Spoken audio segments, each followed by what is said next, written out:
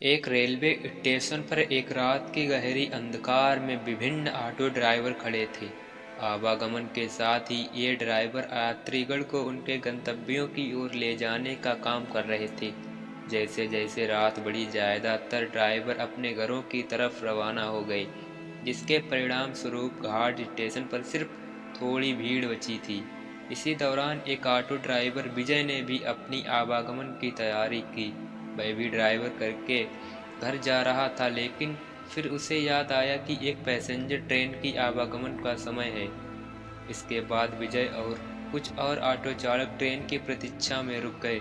जब रात बढ़ती चली गई तो बादलों ने आसमान को काले चादर से ढक दिया, जिससे चांद की किरणें समाप्त हो गईं। अचानक ही बादल गरजने लगे और बिजलियां चमकने लगी, जिसके चलते आवागमन बिल्कुल अंधकार में हो गया।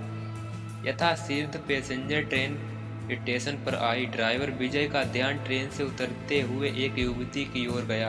उसके कंधे पर एक बैग और हाथ में एक सूटकेस था। युवती सीधे विजय के पास आई और बोली, मुझे सीतापुर जाना है। विजय ने कहा, रात के समय बहुत ही देर हो चुकी है, इसलिए किराया 1000 रुपये होगा। लेकिन अगर आप सुबह जाना चाहती तो मैं सिर्फ 500 रुपये में ही आपको छूट दूंगा। युवती ने जवाब दिया, मुझे अभी जाना है। युवती ने कहा, मैं आपको अभी 500 रुपये देती हूँ, क्योंकि मेरे पास अभी सिर्फ 500 रुपये ही हैं। मैं आपको घर पहुँचकर बाकी के पैसे दे दूँगी। विजय ने उसके प्रस्ताव को स्वीकार किया और बोला, मैडम आप ऑटो में बैठिए। कुछ ही देर में विजय ने युवती को उसके गंतव्य के पते पर पहुँचा दिया। युवती ऑटो से उतरते ही जल्दी से अपने घर की ओर चली गई और विजय से कहा कि मैं आपको बाकी के 500 रुपये देने आती हूँ। विजय करीब आधे घंटे जितना इंतजार करता रहा, किंतु वो युवती विजय को पैसे देने के लिए नहीं आई। अब विजय ने सोचा कि मुझे देर हो रही है, क्यों ना मैं उस युवती के घर में जाकर पैसे ले लूँ। वो उसके घर चला गया। घर का दरवाज़ा एक बुढ़िया ने खोला। विजय ने उससे कहा कि एक मैडम यहाँ ऑटो से आई थी, उन्हें मुझे मेरे 500 रुपये देने हैं। वो अब तक पैसे लेकर बाहर नहीं आई। बुढ़िया ने हैरानी से पूछा, कौन मैडम? यहाँ तो मैं और मेरे पति के अलावा और कोई नहीं रहता। हाँ, मेरी बेटी पहले रहती थी, लेकिन वो 3 सालों से यहाँ नहीं रह रही है। विजय बोलने लगा, क्यों, अब वो कहाँ रहती है? मैंने शायद आपकी ही बेटी को यहाँ तक छोड़ा है। आप एक बार अच्छे से देखिए। बातों ही बातों में विजय की नज़र सामने दीवार पर गई। वहाँ उसी लड़की की तस्वीर लगी थी जिसे वह ऑटो में बैठा कर लाया था।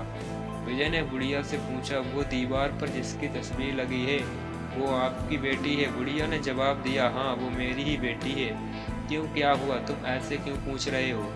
जवाब सुनते ही विजय बोल पड़ा, माता जी, मैंने कहा था ना कि मैं आपकी बेटी को ही घर लाया हूँ। यही मेरे साथ ऑटो में बैठकर आई थी। आप अब जल्दी से मेरे पैसे दे दीजिए। देखिए, सुबह भी हो गई, मैं कब से यहीं खड़ा हूँ। बुढ़िया ने दुखी मन से कहा, बेटा ऐसा नहीं हो सकता।